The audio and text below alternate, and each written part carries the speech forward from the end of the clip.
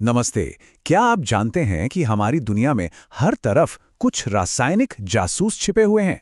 जी हाँ, मैं बात कर रहा हूं अम्ल, क्षारक और लवण की। तो चलिए आज हम मिलके इनके रहस्यों से पर्दा उठाते हैं। अच्छा, तो शुरुआत करते हैं। सोचिए हम चीजों को पहचानते कैसे हैं? क्या स्वाद से? लेकिन हर चीज को चख कर देखना ये तो काफी खतरनाक हो सकता है ना? तो फिर सवाल ये उठता है कि बिना चखे हम ये कैसे पता लगाएं कि कोई चीज खट्टी है, कड़वी है या फिर क्षारीय? तो हमारी जासूसी का पहला सुराग है नींबू। हम सब जानते हैं कि इसका स्वाद कितना खट्टा होता है और पता है यही खट्टापन अम्लों का एक क्लासिक संकेत है। असल में एसिड शब्द लैटिन के शब्द एसिडस से आया है जिसका मतलब ही होता है खट्टा। चलिए अब एक बिल्कुल अलग तरह का सुराग देखते हैं, साबुन। इसका स्वाद कड़वा होता है और अगर कभी ध्यान दिया हो तो ये छूने में कैसा लगता है? एकदम फिसलन भरा। ये जो गुण है ये क्षारक यानी कि बेस की खास पहचान है। और हमारी लिस्ट में तीसरा नाम है सिरका। इसमें भी नींबू की तरह ही एक तीखा खट्टापन होता है। तो ये सारे सुराग ये हमें केमिस्ट्री की एक बड़ी तस्वीर की तरफ ले जा रहे हैं। तो चलिए इन जाने पहचाने स्वादों की दुनिया में थोड़ा और गहरा उतरते हैं, क्योंकि बात सिर्फ जायके की नहीं है, ये तो पूरी की पूरी केमिस्ट्री है। ये स्वाद असल में हमें अम्ल और क्षारक के रासायनिक गुणों के बारे में हमारे पहले सुराग दे रहे हैं। तो फिर से वही सवाल, बिना चखे हम इनकी पहचान कैसे करेंगे? यहीं पर हमारे जासूसी उपकरण काम आते हैं, जिन्हें हम कहते हैं रासायनिक सूचक। ये कुछ ऐसे खास पदार्थ हैं जो अपना रंग बदलकर हमें किसी अम्ल या क्षारक की असली पहचान बता देते हैं। और पता है, ये सूचक भी दो तरह के होते हैं। कुछ हमें सीधे प्रकृति से मिलते हैं, यानी प्राकृतिक, जैसे लाइकेन पौधे से मिलने वाला लिटमस या फिर हल्दी। और कुछ को लैब में तैयार किया जाता है, जिन्हें हम संश्लेषित कहते हैं, जैसे कि फिनोल्फ्थलीन। अब देखिए, यही है वो सीक्रेट कोड जिसका हम इंतजार कर रहे थे। जरा गौर कीजिए, नीला लिटमस जब किसी अम्ल के संपर्क में आता है तो लाल हो जाता है, वहीं दूसरी तरफ फिनोल्फिथिलीन क्षारक में गुलाबी रंग देता है। हर सूचक का एक अपना भरोसेमंद पैटर्न है, बिल्कुल किसी जासूस की अपनी खास तकनीक की तरह। लेकिन रुकिए, क्या सारे सुराग दिखाई ही देते हैं? जी नहीं, कुछ सूचक तो गंध के जरिए काम करते हैं। इन्हें कहते हैं गंधीय सूचक। अम्लीय या क्षारीय माहौल में इनकी गंध ही बदल जाती है और हमें मिल जाता है एक और तरह का सुराग। इसके कुछ आम उदाहरण हैं, जैसे बारीक कटा हुआ प्याज, लौंग का तेल और वेनिला एसेंस। सोचिए, ये हमें अपनी नाक का इस्तेमाल करके रासायनिक रहस्यों को सुलझाने में मदद करते हैं। ठीक है, तो पहचान तो हो गई। अब वक्त है थोड़ी पूछताछ का। मतलब अब हम ये देखेंगे कि जब इन रसायनों पर थोड़ा दबाव डाला जाता है, यानी जब ये कोई प्रतिक्रिया करते हैं, तो ये कैसा बर्ताव करते हैं।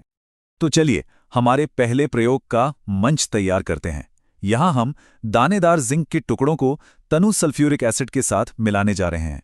आइए देखते हैं कि होता क्या है। और ये देखिए हमें क्या सबूत मिलते हैं। सबसे पहले गैस के बुलबुले बनते हैं।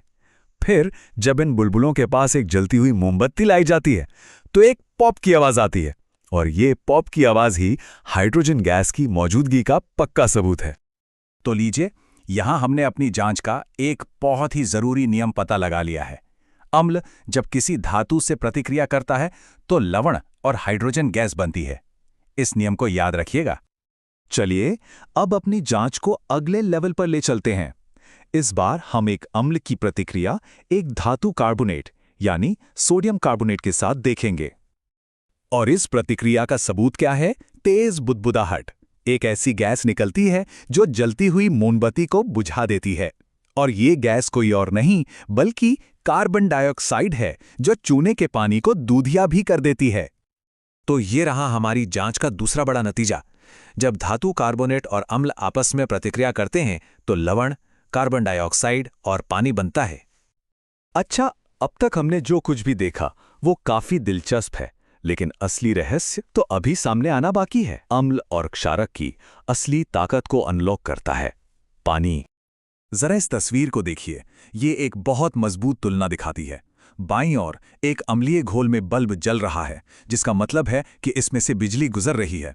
लेकिन दाईं ओर ग्लूकोज के घोल में ऐसा कुछ नहीं हो रहा। ऐसा क्यों है भला? और यहीं आता है वो आहा मोमेंट।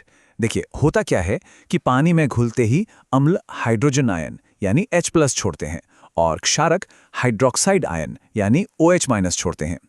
इन आयनों को आप छोटे छोटे चार्ज वाले कणों की तरह समझ सकते हैं जो बिजली को एक जगह से दूसरी जगह ले जाते हैं। और बस यही वजह है कि बल्ब जलता है, जबकि ग्लूकोज जैसे यौगिक पानी में ऐसे आयन नहीं बनाते और इसीलिए उनसे बिजली नहीं गुजर पाती। तो अब हम अपने इस केस को खत्म करने के काफी करीब आ गए हैं।